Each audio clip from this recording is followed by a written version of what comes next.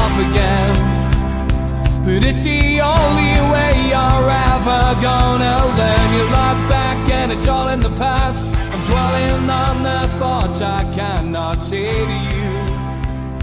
If I don't say the words, then maybe it's not true. Good morning, welcome along to NUFC Matters with me, Steve Wraith, and it's welcome back to Mick Lewis, who's had a couple of weeks off. How are you, Mick? Very good, Steve, very good. Final weekend of the season. Happy days. Yeah, it's it feels like years ago since I was down at York's new stadium to watch Newcastle get beat 1-0 by York, Steve Watson's team at the time, and it just seems like a different generation. Fast forward to Monday night, Newcastle United taking on Arsenal, who were chasing the Champions League place, and watching that game, Mick, it felt very much like Newcastle were chasing Champions League. Well, I mean, you made the point there. I mean, it's the understatement of all time, Steve. It has been.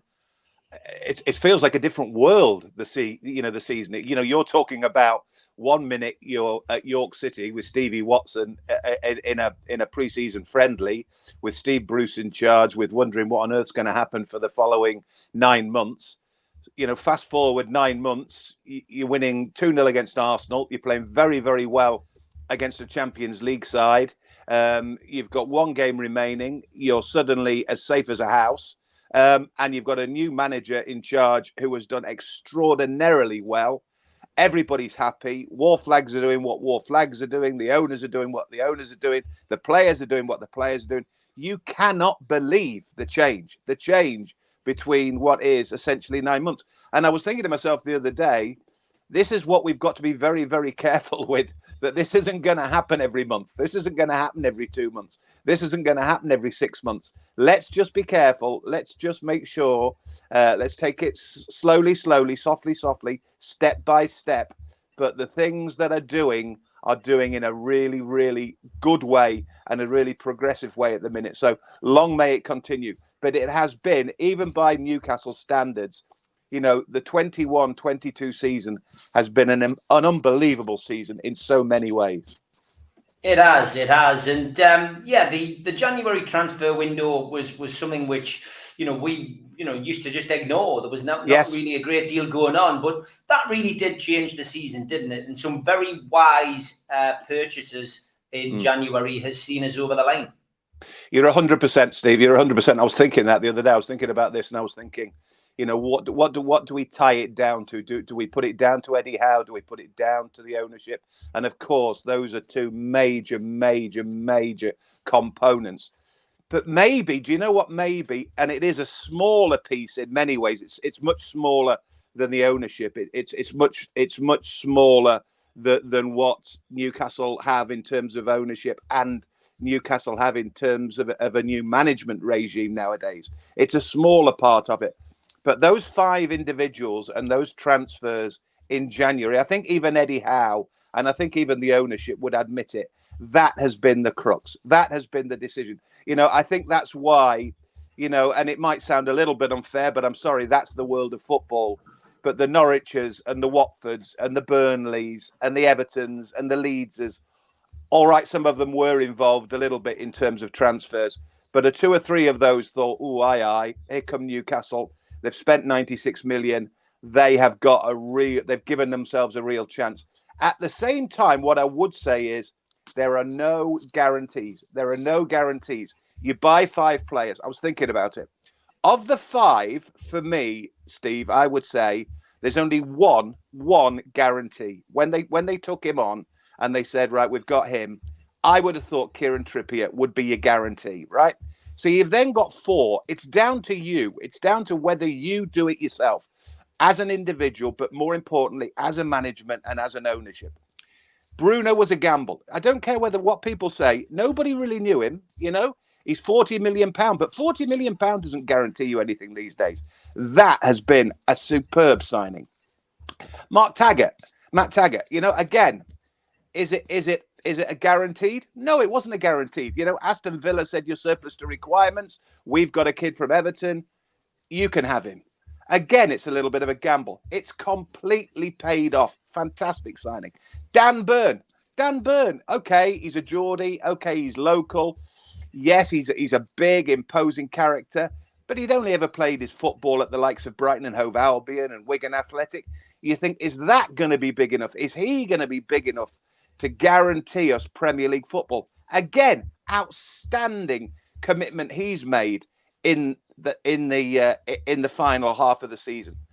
The one that's probably you put a question mark against is Chris Wood, because he signs he buys for 25 million, he scores only 2 goals. But my thought on this is, and I'm sure Eddie Howe has said this before, it's not about what the centre forward necessarily did as a goal scorer. It's what the centre forward did as one of 11. And if anybody knows the game of football, you know the game of football, I know the game of football. And it doesn't matter at what level. It doesn't matter if you play at under 6s, under 16s, under 65s. It doesn't matter if you play at World Cup level or Sunday morning level. If you've got a band of brothers in a dressing room and you've got 11, if there's one of those 11, he is just as integral as the other 10. And sometimes, because he's the guy who's finding it a little bit difficult, but he's still working his socks off, he's still working hard, he's still holding balls up, he's still knocking a ball down, he's still challenging people, he's still making life difficult, he's still getting back at defences. All the sorts of things that Chris Wood did, the rest of the other 10 will really, really drag him out with it, really hold it together. So yes, as an individual, Chris Wood probably, I would say, of the 5, probably didn't work out totally. But as an integral member of an 11-man team, which went undefeated for 9 games, and that was the key to it, the 9-game unbeaten run, he was an absolute component part of it. And I'm telling you something, if you sign 5 players and you get 4 absolutely spot on and you get 1 a slight marginal, you've done fantastic returns. Honestly, I think in the main, 30% of transfers probably pay off. The rest of them don't. Think about what Manchester United do with Pogba and Ronaldo and people like that. Disasters. There's disasters left, right and centre. What Newcastle did in January to get those 5 individuals, to get them the right type of the right sort, that is why tomorrow morning at Turf Moor, Newcastle are comfortable and Newcastle are playing Premier League football because of that deal. Yeah, 100%. Been a lot of furore over strips this week, Mick, and as we know, social media really does cause a stink at times, and national journalists have had a fair bit to say. I did laugh at this one that Spenny Mag posted on Twitter the other day. I saw that. I actually really like that, and of course, Mitch on the Three Amigos last night was teasing a little bit. He had a little green band on the top of his top, etc. And look, listen, I get it, Mick. We're always going to be criticised because of our regime, which I always find ironic. And the fact that what's happened at Chelsea and what's happening at Chelsea at the moment. And look, every single owner of a Premier League club has probably got some kind of skeleton in his closet. Some are just more obvious than others. But I'll tell you what. This whole attacking of Newcastle is it just clickbait, Mick? No, because there is a realistic side to it, and there is a real element to it, and I don't think we should be. I don't think we should blame people. I don't think we should say people are wrong. We should, if we use the old saying, opinions are about opinions. Your opinion is as good as anybody else's opinion. Then let's live with that. The one thing I would say, I was very interested to see Eddie Howe use a word yesterday, and he doesn't tend to get involved in the non-footballing side of things at Newcastle, but he was asked about the green and white shirt, and he just said, and it was a very succinct point, he just said, yes, I'm pretty sure it's an opportunity. He just used that word, opportunity. And that's what it is. That's what the ownership of Newcastle United, the new ownership of Newcastle United, clearly are using that green and white shirt as an opportunity. An opportunity, for whatever reasons, it is an opportunity to sign more shirts, to use green and white, to use the colours of Saudi Arabia, whatever. It's an opportunity. It's an opportunity that all ownerships up and down the country have, because it's their prerogative. It's their prerogative. Now, I could be a little bit cynical here, and I could say, well, we all got upset about Wonga, That's exactly what Mike Ashley did. Mike Ashley got an opportunity, had an opportunity to put Wonga on his shirt. Now, we didn't like Wonga because sadly people in the Northeast were having to do what they had to do in terms of money lending, etc., etc. You know, the rest of the country didn't like the whole Wonga thing, but Mike Ashley, from the company of Wonga, got himself a few million quid to sign up a shirt sponsorship at Newcastle United. He used the opportunity. Everybody does it. So do I think it's right? Do I think it's wrong? What I would say is I just would have liked the ownership to leave it maybe a year. I just want to see more of the ownership at Newcastle. I want to, if they are moving in the right direction, if they are moving in the right regime, then I think I would like to have seen it a little bit. What I'm going to be very interested in with the Middle East, this is a sort of off on a tangent I thought about. In November of this year, Steve, the world and everybody will descend upon the Arab world. It will descend upon the Middle East. It will descend upon Qatar. Qatar, with a city of homosexuality, of women rights, of slave labor, etc. Now let's just see how the world of football properly descends upon Qatar and finds out whether they work with it, they see it, they deal with it, whatever they tend to do. Let's find out what the world of football are exposed to Qatar and the Middle East and an Arab state. And let's just see how that then has a knock-on effect of Saudi Arabia just around the world, and obviously the ownership at Newcastle United. But going back to the shirt, it is an opportunity. I would have probably just waited to have hung fire for maybe a year or whatever, and let's just see exactly where we stand with the ownership and what we're doing elsewhere. I still do think at this minute in time, Steve, that at the end of our halftime report or our end of season report, Eddie Howe, fantastic.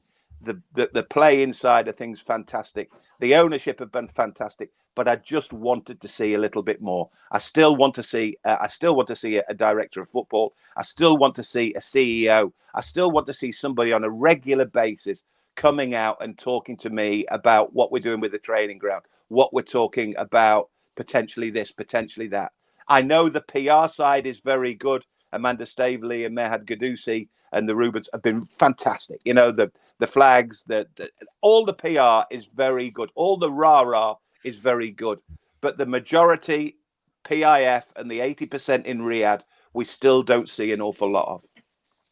The pre-season trip to America has hit the buffers, Mick. How big an effect is that going to have on Eddie Howe's plans? And I mean, of course, the Premier League season, due to the World Cup in Qatar, starts early. So it sounds like the lads are going to come back into training on the 1st of July. But the first ball is going to be kicked on the 1st of August. So maybe is it a blessing in disguise, a trip to America? It's a long-haul flight, but now they've got to sort something out.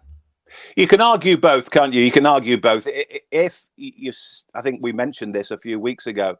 If you go from the standpoint that it is a small world these days, and everybody travels, and there is a financial return to it, as there invariably tends to be, there tends to be some monetary involvement in it as well. Eddie Howe did seem yesterday genuinely upset that they had everything. They had everything lined up for the pre-season tour, and all of a sudden it gets knocked back. So he's not happy. Now, whether it is America, whether it shouldn't be America, whether it needs to be abroad, whether it needs to be sponsored, whether it needs to be this, wherever it needs to be, whatever the requirements are in terms of the logistics, the bottom line is, for a manager, for a squad of players, for a football team, the most important thing of all is pre-season preparation. We didn't have enough of it. We've now, don't forget, not only we've got pre-season preparation to think about, as you say, you've then got a season next season which is completely fragmented and gets broken up after only 3 or 4 months because of a World Cup finals. And don't forget, on top of that, we're hopeful, fingers crossed, We're talking about maybe 4 or 5 new players coming into the scene at Newcastle. So you've got a situation where you've got a World Cup on the horizon. You've got a fragmented Premier League source. You've got new signings, and you've got pre-season. So it must be a disaster for Eddie Howe that all of a sudden somebody picks up the phone and says Ohio and the 4-team tournament is gone. So they've got to find it. They've got to sort it out, because you need to prepare. You need to get ready. He prepares meticulously. You can just sense everything about Eddie Howe since he's been at the football club.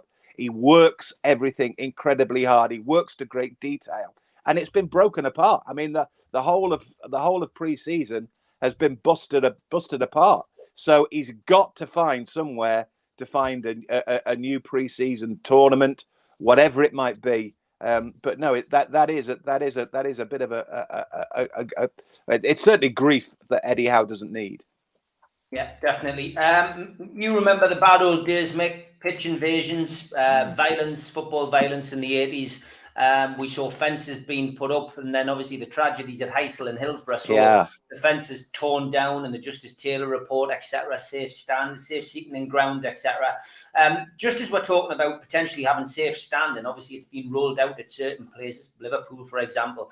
But now, in recent weeks, we've seen the return to the bad old days almost, with pitch invasions at Nottingham Forest, Sheffield United, where Billy Sharp was knocked unconscious, and then Everton the other night, where the Scouse Mackems are on the pitch celebrating bloody staying up, which could have got out of hand. And let's not forget, it's only a few weeks ago that Newcastle were at Everton, where a guy ran onto the pitch, tied himself to the post, caused a huge delay, and out of the crowd, some guy hands him a knife to cut the bloody the things that he tied himself to the post on, and then was given the knife back. That situation at Everton could have been a lot worse. Why we're seeing this, Mick? What can be done about it? Do you know what it is? This might sound a little bit strange, but I honestly think it's part of the me brigade.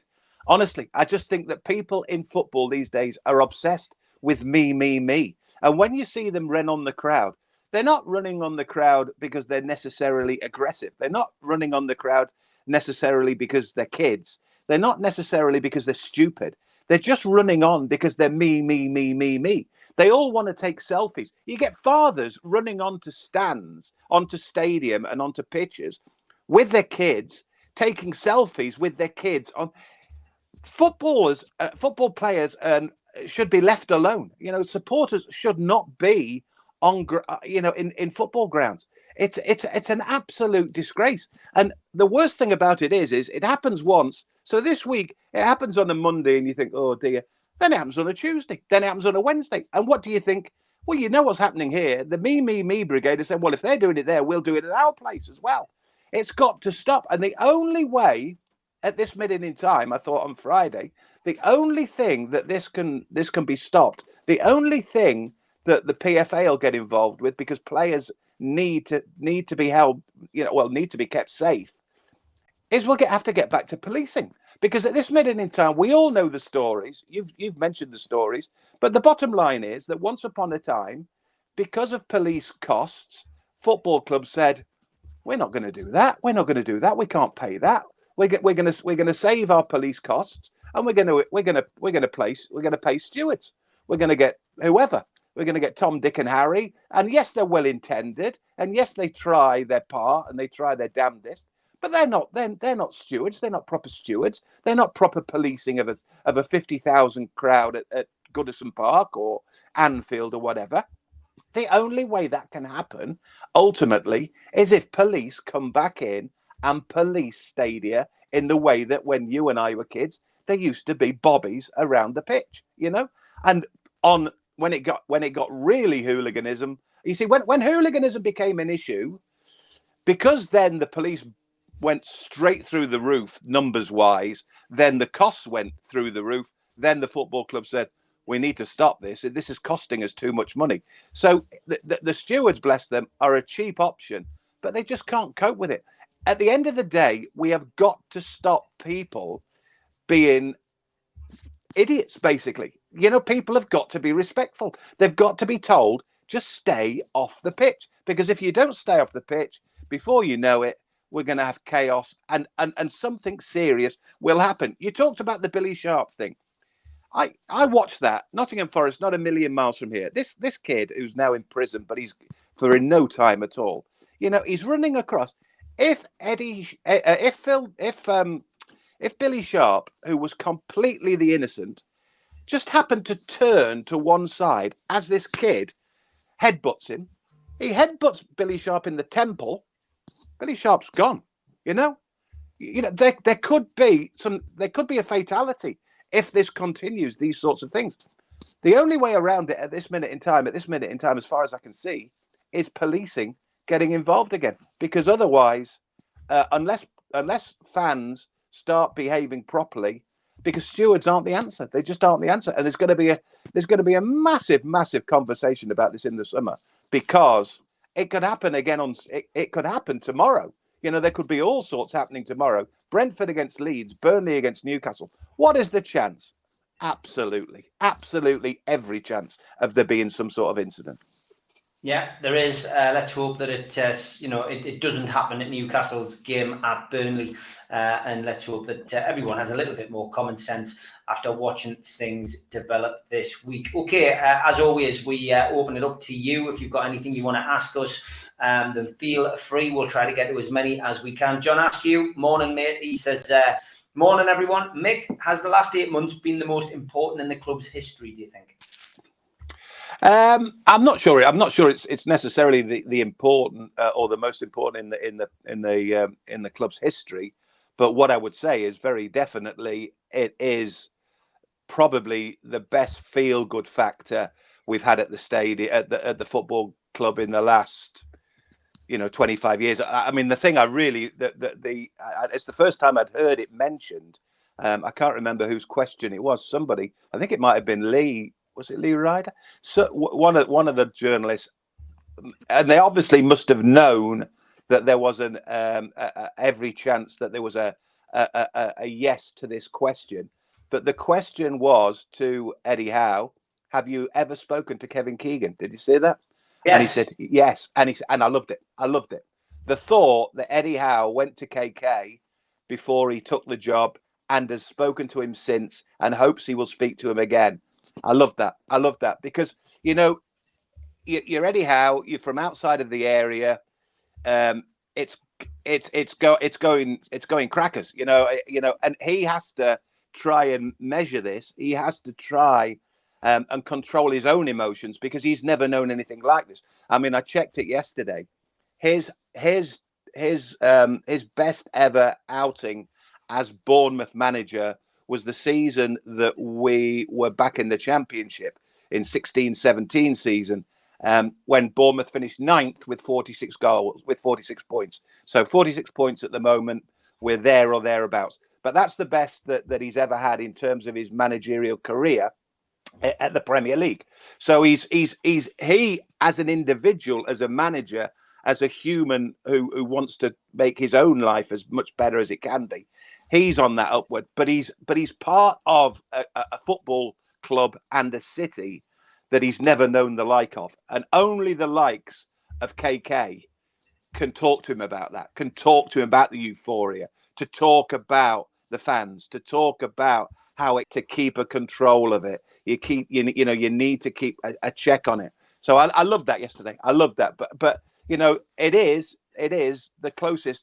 With Bobby in between times as well, that's the closest we've got. And I did look at it as well. And I thought, when I said to you earlier about what we need to be is very careful just to not think every other month we're going to get that much further on and we're going to do this. I looked at it. The three managers who, as a kid, I was a fan as a kid at a football club called Nottingham Forest, who in 1975, a guy called Clough arrived. It took him 3 years to win something. Bobby Robson, again, about 2.5, 3 years to get into the Champions League. KK, February 1991, again, 93, 94. So again, about 2 or 3 years. So for those three managers who are closest to my heart in many ways, it takes you about 2 or 3 years. It doesn't go overnight. So we've only done it for 6 or 7 months. It's incredible that the turnaround, but it's then got to change again. It's then got to go better. They need to find the fantastic level of signing that they had in January. But I think Eddie Howe managed and said it well yesterday. It'll be a different type of January transfer to the summer transfer. The January signings were about fire sale in many ways. It was about getting desperate, measures in at the time. This in the summer, it'll be more measured. It'll be about, okay, we need to find a centre forward. We need to find a centre back.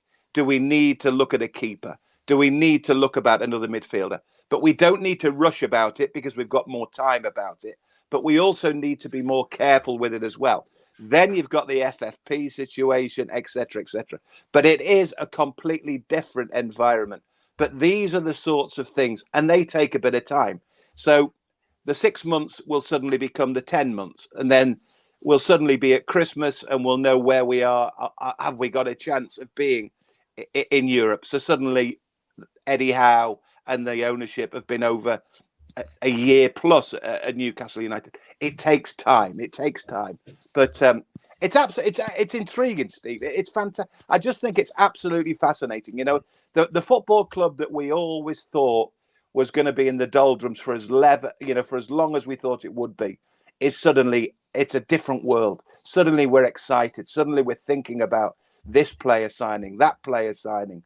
Who's going to go? Who's going to come? You think about. We did fantastically well in 92, 93. And you think about great characters like David Kelly and Gavin Peacock, who became surplus to requirements. Celez has to come surplus. So players will leave as well as players will be bought at the football club. It's fascinating stuff. It really is.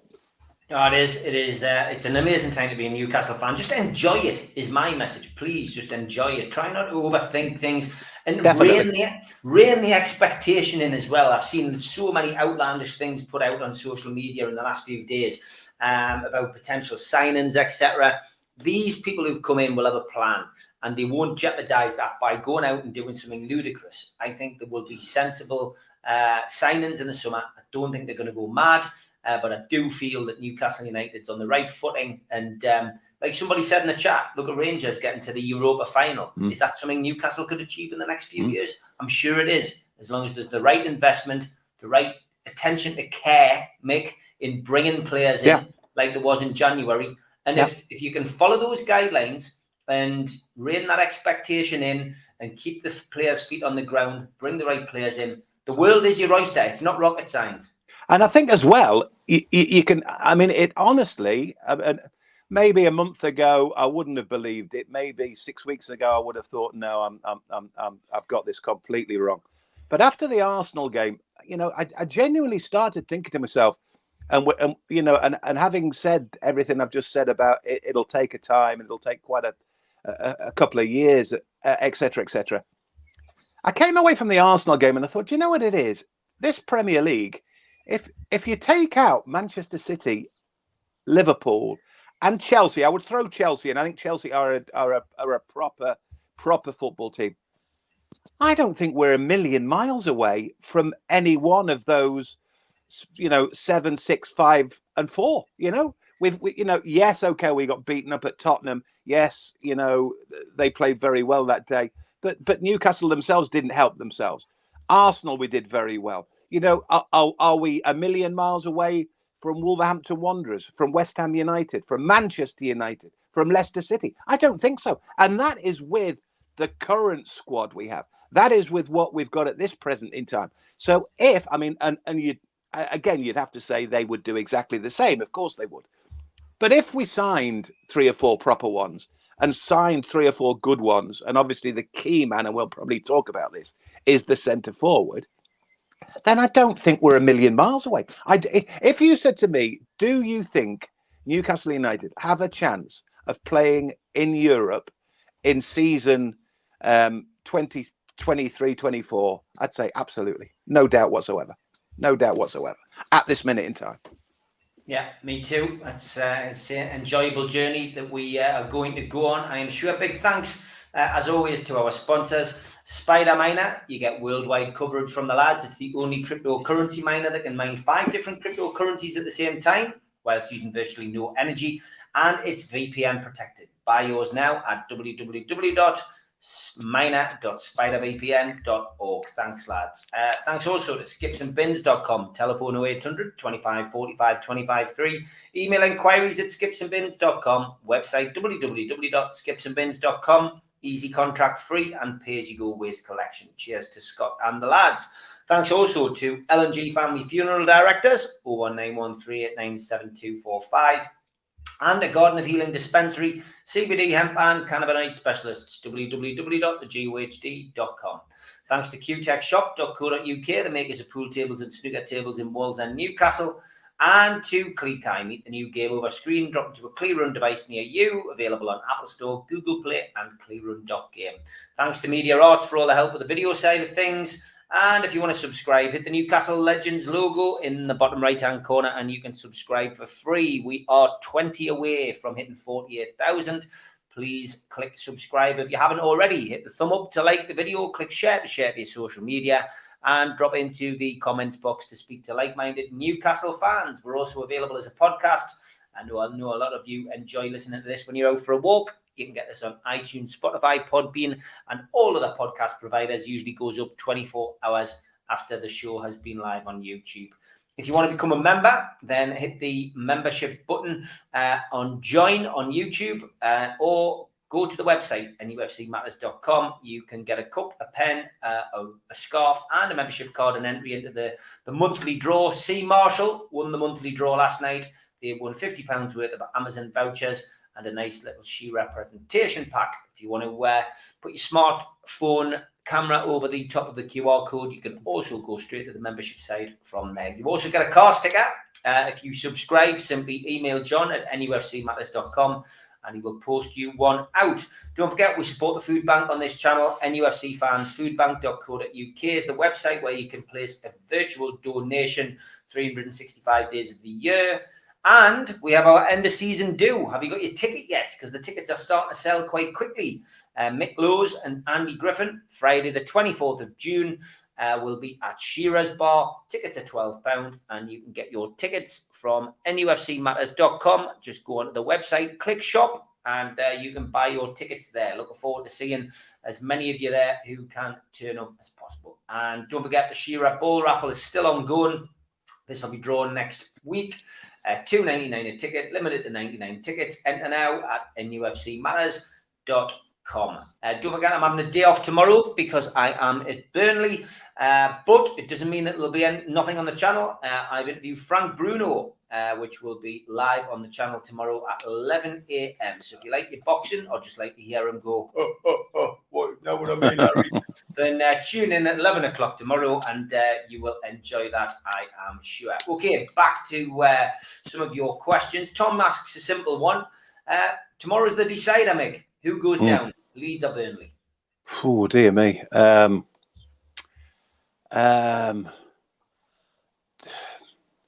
It's a tough one. It's a tough one. It is.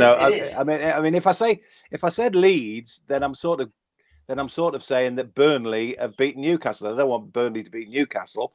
But do you know what? Going back to what I've just said then about how if you take out Chelsea, Liverpool, and Manchester City is, funnily enough, another example of why Newcastle can't achieve some of the things they can very quickly in the Premier League is I just don't think there's an awful lot of difference once you take those three out. And I did think to myself, last 2 games of the season, one's against Arsenal and one's against Burnley. One's against a team that is very close to a Champions League side, and one is very close to a Championship side. And yet, I was thinking before the 2 games, who is the tougher game? And I thought to myself, Burnley could well be a harder game than Arsenal. I mean, Arsenal is at St James's, but then you think about Arsenal's record, you think about Arsenal desperate to get into the Champions League.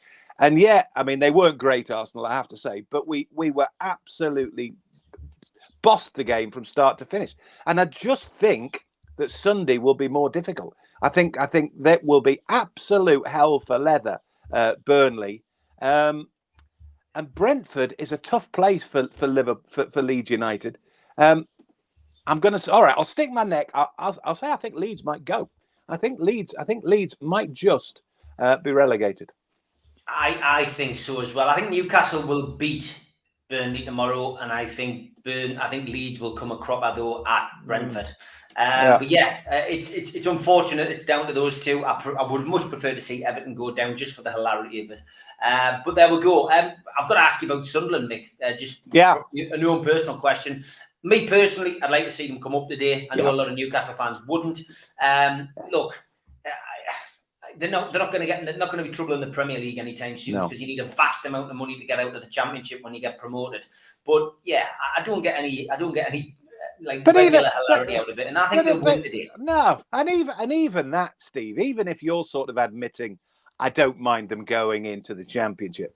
I actually don't care if they go back into the Premier League. What you don't want is you don't want Sunderland above us in a league. You don't want them winning an FA Cup. You don't want them winning a European Cup. You don't want them winning an FA Cup. You don't want them a Premier League. But what you want more than anything is you want a derby. You want to play them. I want to play them. I'm telling you, it's whether people like it or not. It's the be all and end all of a week's of a season. That the build up to the derby on a Saturday, a Sunday, whenever it was, once upon a time. They are phenomenal games of football. I mean, it's brilliant. It's brilliant. So, yeah, as far as I'm concerned, they can get relegated today. They can get relegated. They can get promoted today. They can get promoted the week after. And once they're back in the Premier League and we're still in the Premier League, as long as they're below us, I don't care. But we get 2 derbies every season. And that is important. I think that's important. And I think, and I've always said this, and I'll always believe this, it is the best area in the country for football, and whether it be Hartlepool, whether it be Darlington, whoever it be. But most importantly, it's 2 famous football clubs, one with red and white stripes and one with black and white stripes. We are the ones who are very much black and white, of that belief, of that whatever. But honestly, this is a fantastic. The northeast of football and Tyne and Weir is a godsend. For when I came there, and I've said to people, if you get the chance to go and play or go to work as a journalist in the northeast of England, go there, because then you've worked like-minded people. It is like working the proverbial bear in a whatever. It's a proper place, and they're very much part of it. So no, I don't have a problem. And I mean, Wycombe Wanderers, come on, Wycombe Wanderers. They're at Trafalgar Square in front of Wycombe Wanderers. Get on with it. I can see them winning today. I'll be very surprised if they don't. But yeah, let's move on to the next questions. And Nicholas, thanks, mate. He goes, tell Nick I'm up to the time bar this afternoon. Well, I'll have a couple for him like the good old days. That's Nick from the Who said that? Nick from the Felon. Nick, all right, okay. Yeah. Alan Thompson asks a good question. He's Mick, Bruce won 12 matches last season. Now Howe's won 12 matches, but the feeling around the club is totally different. Who is the better manager? Well, I mean, I made the point, which of course the trolls went to coast, went to town with. That's the word. Forget the trolls, Mick. because I think I made the point up until the Arsenal game. Steve Bruce got 46 points last season, and we still didn't have the 46 target. We've got it now, but it's a different world. It's a different world. But then again, do you know what it is? And I'm not gonna get involved with was Steve Bruce this, was Steve Bruce that, is Eddie Howe this, is Eddie Howe that. What I would say is it's a really, really tough gig being a football manager. And that is one of the reasons why Eddie Howe has done an extraordinary job, because it's a difficult game. People shouting about Frank Lampard and having a go at Frank Lampard. Frank Lampard is under so much pressure to be there. 69 years since they were last relegated. You've got that hanging over you. I mean, that's tough. That's tough. We had Steven Gerrard came in at Villa, did quite well. Eddie Howe came in. Dean Smith at Norwich didn't do so well. They've been relegated. I was thinking, Nottingham Forest, for instance, start of the season, Chris Hughton. We all love Chris Hughton. Chris Hughton does fantastic things. He did fantastic things at Newcastle. He did good things at Brighton. He did good things elsewhere. But he couldn't crack it at Forest. He couldn't crack it. And a guy called Steve Cooper came in, and I had no idea. And I said, if Chris Hughton can't do it, then this guy can't do it, can he? Nottingham Forest have been 23 years since they've been last in the Premier League. 2-time European Cup winners. This fella, absolutely phenomenal. They are on the cusp of getting back in the Premier League. So, it's tough. It's tough. Steve Bruce, it didn't work at Newcastle United for Steve Bruce, and he's a Geordie, he's a Newcastle fan, etc., etc. He probably looks for the result every time, but he couldn't do it. He couldn't crack it. We all, it's like anybody's job of work. Sometimes it works, sometimes it doesn't. Sometimes it works fantastically well. Eddie Howe has set his stall out and has done amazingly well. Okay, Steve Bruce would probably argue he's been helped by, 5 new signings in January, but at the same time, Steve Bruce had available, terms for, well, not quite as many players in terms of signings, but it's tough. It's a tough game being manager, and Eddie Howe will find this. And I think going back to the point I made about Kevin Keegan, if he's talking to people like KK, just keep an eye on it. Just keep a neck on it, because you 1 minute you're the flavour of the month. At this minute in time, everybody thinks Eddie Howe's the greatest. He should be manager of the year, etc., etc. It's a bit beyond that, but he's got to work hard in the summer. He's got to work hard start of next season, and he's got to get through next season and hopefully improve. And let's see where it goes. There's talk about a new contract. Does he need a new contract? Will he get a new contract? Does it really matter? Because as we know with footballers, it doesn't matter. If you've got a contract, you'll soon be sacked. You'll soon be sacked. So it doesn't really matter if you've got a 10-year contract, a 9-year contract, a 6-year contract, whatever contract. But he's doing fantastically well at this minute in time, Eddie Howe. So let's just enjoy, as you said there, let's just enjoy it while we can.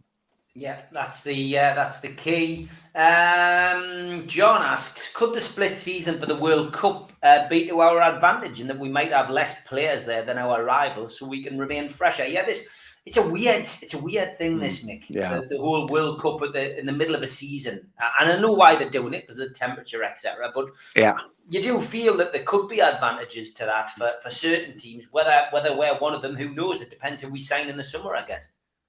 Well, nobody can guess it, because we've never happened. It's never happened before. That's the problem. I mean, I take the point, and it's a good point.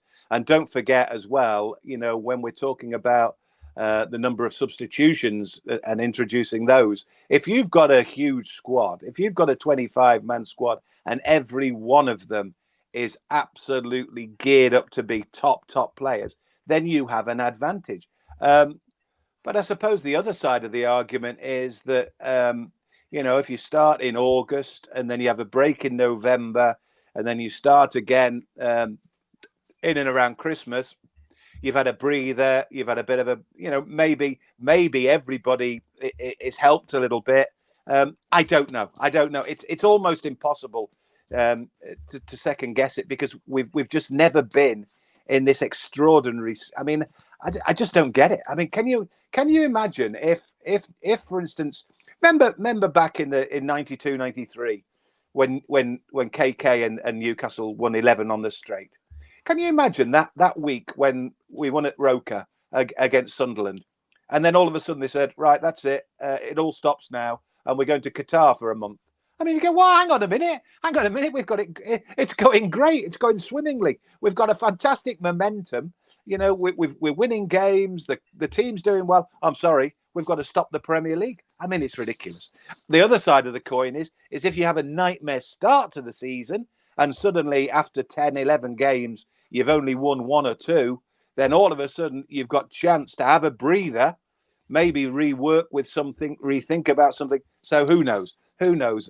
Either way, I mean, my bottom line is that that the whole business was all a bit strange. Let's just see how it works. And as I said before, I just think it'll be fascinating in terms of how the world of football deals with the Middle East and deals with an Arab state. And hopefully, this can only be. I think this can only be a favour and good news for Newcastle, because if it works well, if everybody sees that it's run properly, it's worked properly, everybody enjoyed it, there aren't the terrible things that allegedly there is, then that can only help. That can only help the situation. The world of football will think, oh, hang on a minute, in 10 years' time, in 12 years' time, let's have a World Cup finals in Saudi Arabia. Let's have a 12 months, 12 years, let's have a final in the United Arab Emirates. Let's just see. Let's just see. I mean, from that point of view, it will be interesting. Yeah, certainly plenty food for thought, and people going out to Qatar as well. I think it'll be very interesting. Tom Dixon says, Mick, what do you think of Anderson? Do you think we should keep him next season or loan him back out after his spell with Bristol Rovers? Great question, Tom.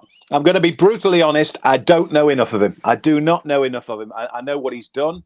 I know he's a Scottish under-21 international. So obviously, the Scots have got their eye on him. Joey Barton says great things about him, but I just don't know. I mean, you would hope so. You would hope so, because there's for reason more than any, from my point of view, is if you think about it. So you've got these 25-man squads. Now, I looked at it yesterday, and I think I said I'd had off the top of my head, I think I put, of the 25, I put 13 in as absolute certainties. I put 5 in as floaters, and I put 7 in that I would get rid of at this minute in time, in terms of the 25.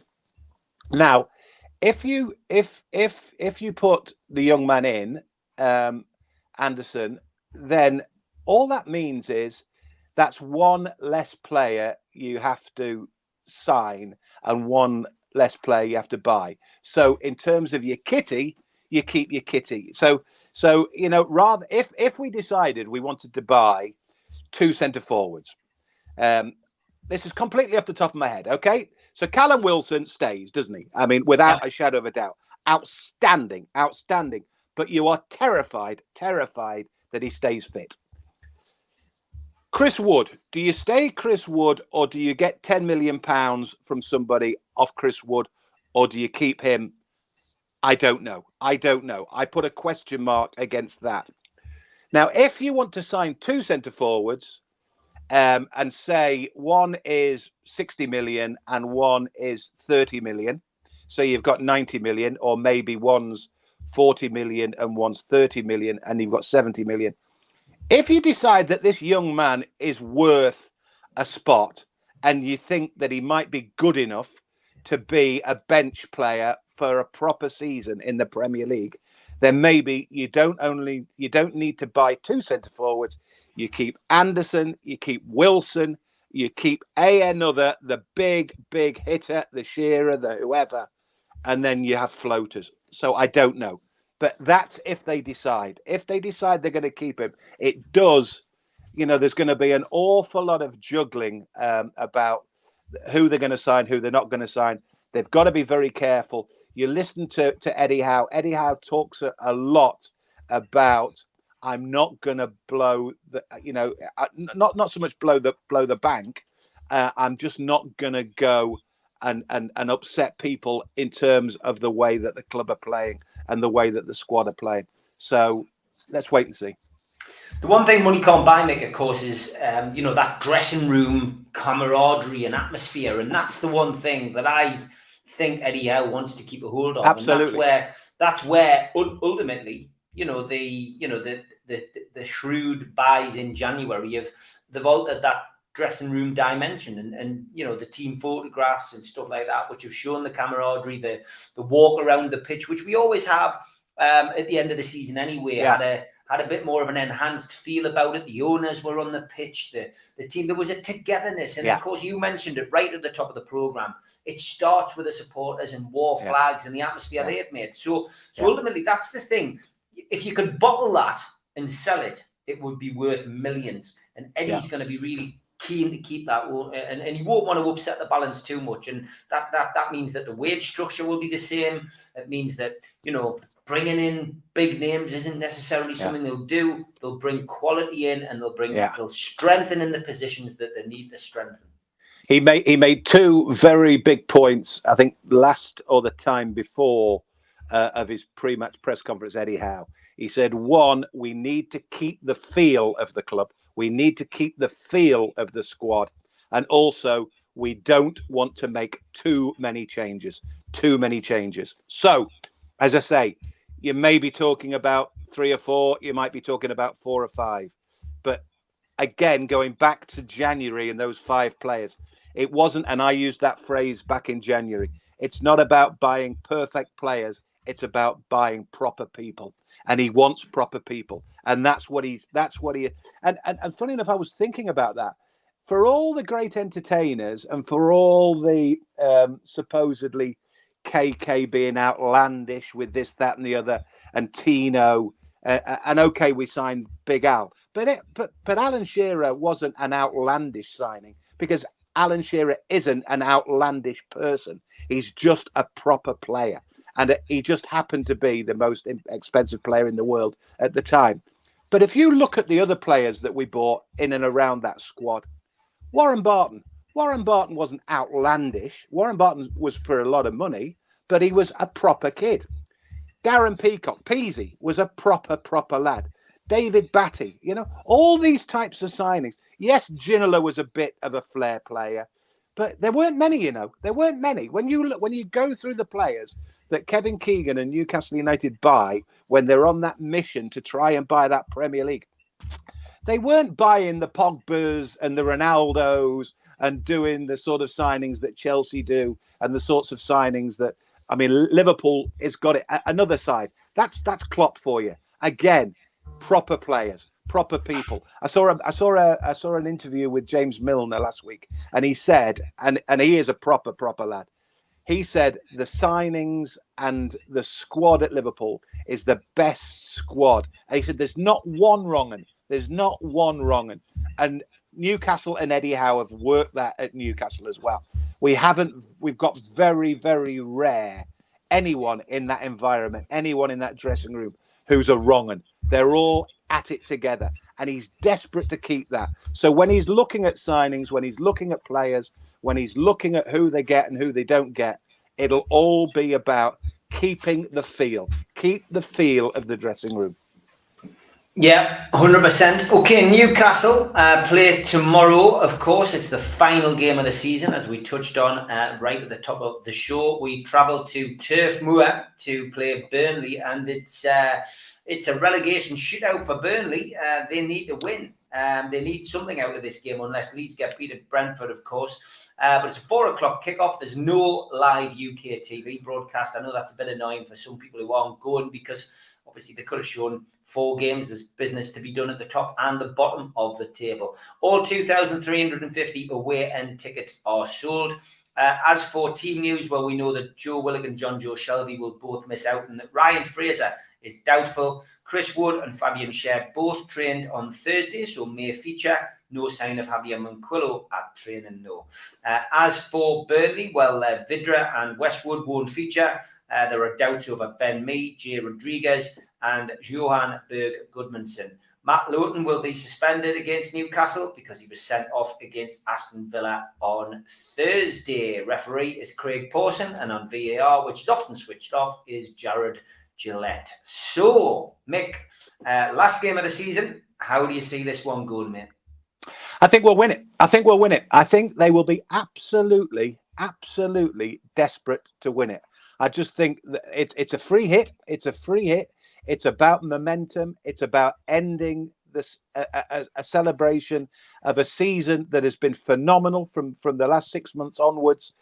I think Burnley are absolutely as nervous as kittens.